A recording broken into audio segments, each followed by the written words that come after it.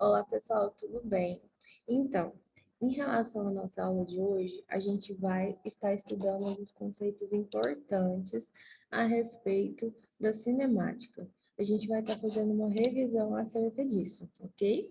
Quando a gente fala sobre cinemática, nada mais é do que estudar o movimento dos corpos. Então, por exemplo, um carro que anda em uma estrada em linha reta, ele será estudado pela cinemática, já que ele tem velocidade, aceleração, ele se desloca ao longo dessa estrada. Então, tudo isso é estudado nessa cinemática, que estuda o movimento dos corpos, ok? Quando eu falo sobre trajetória, nada mais é o que você está pensando mesmo. É a sequência de posições que um corpo ocupa enquanto ele se move. Por exemplo, eu estou andando em linha reta, ó. Então, inicialmente eu estou nessa posição A. Como eu estou me movimentando, eu vou percorrer outras posições ao longo do tempo. Então, depois de alguns segundos, eu estou na posição B. Depois de outros segundos, eu estou na posição C. Então, se eu fosse marcar isso aqui com tinta, eu iria perceber que a sequência das minhas posições é a minha trajetória. E essa minha trajetória, ela é em linha reta porque ela forma uma linha ao longo do tempo, entendeu? E essa trajetória, ela depende muito do referencial. Vamos analisar esse exemplo aqui. Olha só, aqui eu tenho um helicóptero e ele solta um objeto enquanto está voando. E aí ele continua se movimentando em linha reta e com uma velocidade constante. O que significa isso? A velocidade dele é a mesma durante todo o percurso, durante todo o tempo que a bolinha está caindo lá no chão, certo? Que ela está caindo, ok? Para quem está dentro desse helicóptero, que está se movimentando com uma velocidade constante, e a todo momento que ele olha para baixo, vê a bolinha, ele vai ver a trajetória dessa bolinha em linha reta, como se ela estivesse caindo em linha reta. Ou seja, é uma trajetória retilínea. Agora, para uma pessoa que está analisando a queda dessa bolinha, lá embaixo, ela vai perceber que a trajetória dessa bolinha é parabólica, porque a cada tempo a posição da bolinha ela ocupada é outra. E tá vendo? Vai descendo, descendo até chegar no chão, formando o que a gente representa como uma linha parabólica, ok? Então, por isso que a trajetória ela depende do referencial. Nem sempre quando uma bolinha cai, ela vai ser vista da mesma forma por todas as pessoas que estão próximas. Para quem está dentro do helicóptero, como vê a bolinha sempre abaixo dele, vai ver a trajetória sendo retilínea. Para quem está do lado de fora, como olha o movimento de queda a partir do momento que é solto e vai caindo até o chão, ele percebe que é uma trajetória parabólica. Então, por isso que ela depende do referencial, ok? Outra ideia bastante importante é a ideia de deslocamento.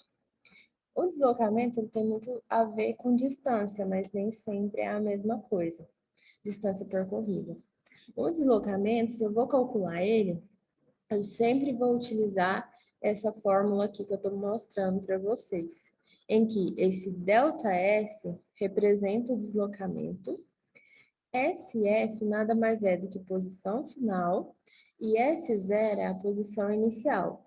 Então, naquele exemplo lá, ó, o primeiro exemplo que eu dei para vocês, eu estava andando, percorrendo diferentes posições. Então, eu saí da posição A. Nesse caso, a posição A é a minha posição inicial. Aonde eu cheguei é a minha posição final, que nesse caso seria a posição C. E aí, como nos exercícios, sempre que eu for calcular o deslocamento, essa posição A e essa posição C vão ser números. Então, vamos supor, aqui é 10 e aqui é 2. Se eu quisesse calcular o deslocamento nesse caso, seria 10 menos 2, porque eu sempre faço posição final menos posição inicial.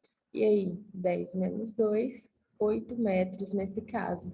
E é basicamente isso. O deslocamento é uma ideia bem simples. Você sempre vai pegar a posição final e subtrair da posição inicial, conforme a fórmula, ok? E a resposta desse deslocamento, a unidade de medida, é sempre metros, ok?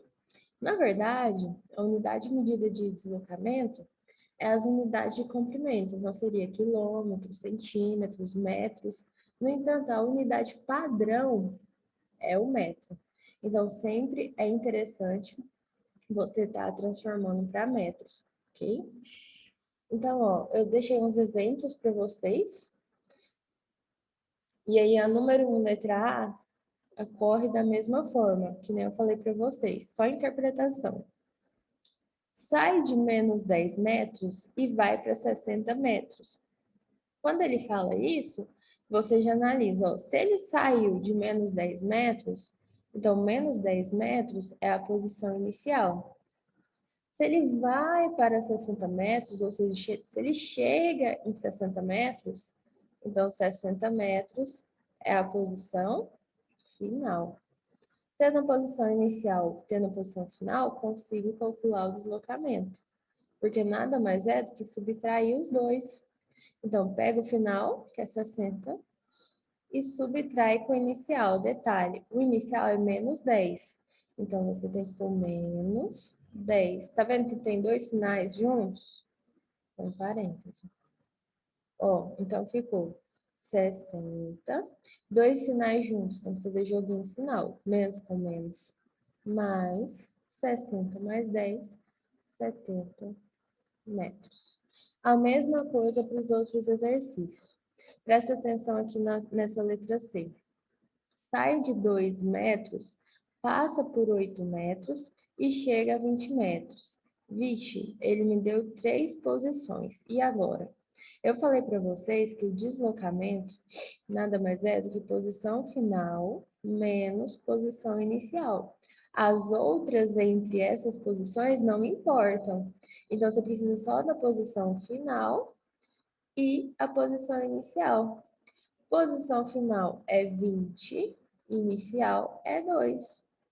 Então, o deslocamento é 18 metros. Certo, pessoal?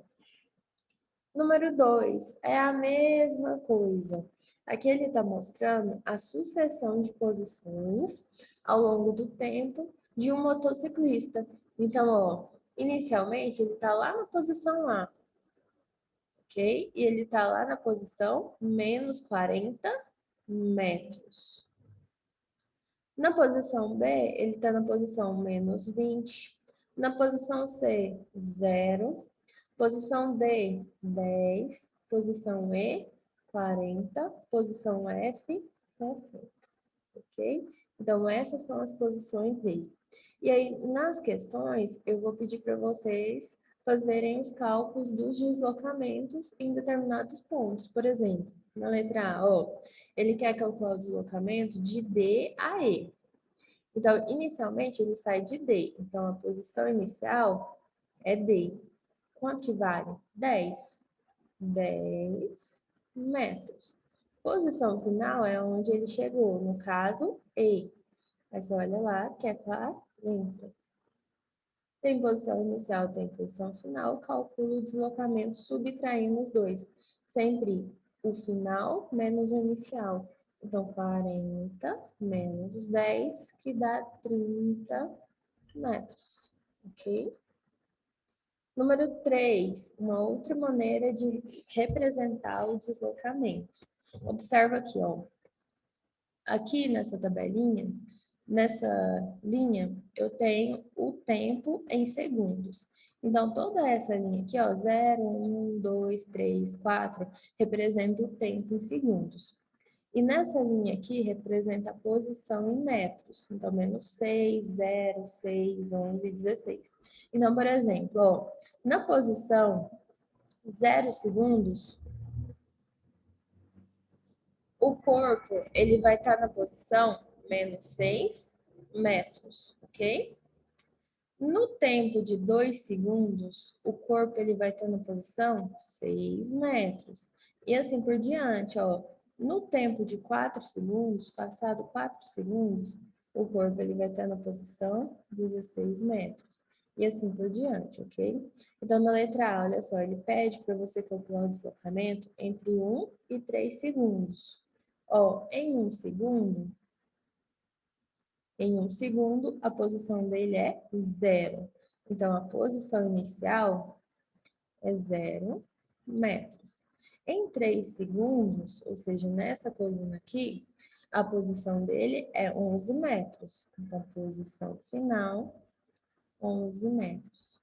Se eu calculo o deslocamento, nada mais é do que o final menos o inicial. 11 menos 0 dá 11 metros. Ok? E por fim, a número 4. Observa aqui, ó, que nesse exercício aqui, que ele mostrou para a gente qual que é o referencial. O referencial é o 0. Então, significa que acima de 0, os números crescem, abaixo de 0, os números decrescem. Então, se eu vou calcular uma distância a partir de 0, eu calculo ela perfeitamente. Ó, de 0 a 10, significa que o corpo percorreu os 10 metros. E assim por diante.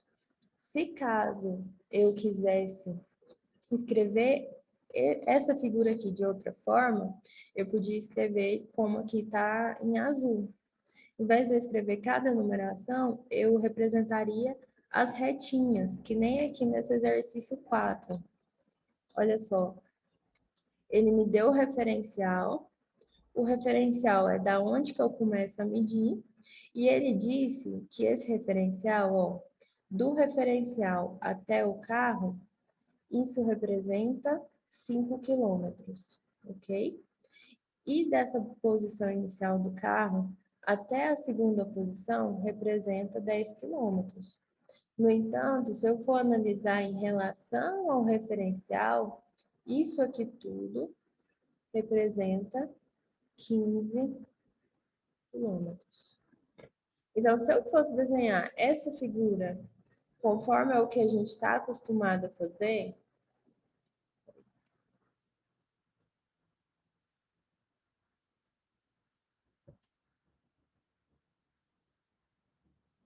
então olha só, aqui é o referencial, é como se fosse o 0. A posição A, que ele representou aqui, ó, a posição inicial, que é A, por que eu sei que é inicial? Porque aqui tá T0, T inicial, tá? Então, a posição A, o carro ele percorreu 5 quilômetros. Então, se eu represento esse referencial como 0, é como se a posição A fosse 5, ok?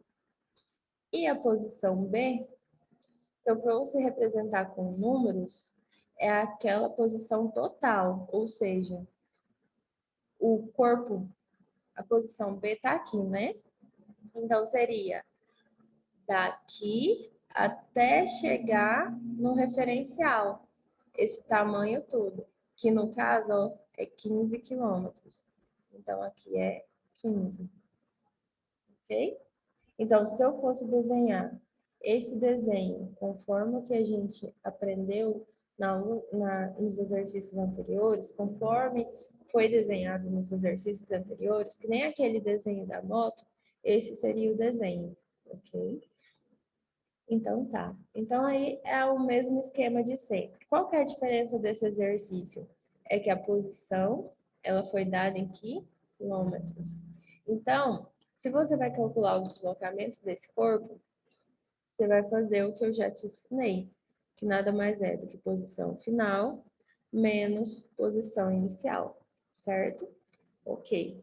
E aí, a posição final é onde ele chegou, posição inicial, da onde ele saiu.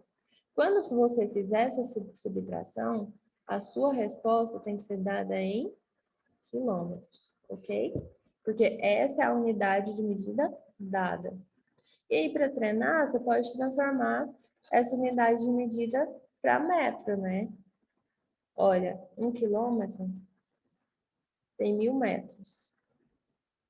Essa é a ideia central. Você pode usar isso. Ou pode utilizar também aquela tabelinha que eu já ensinei para vocês, né?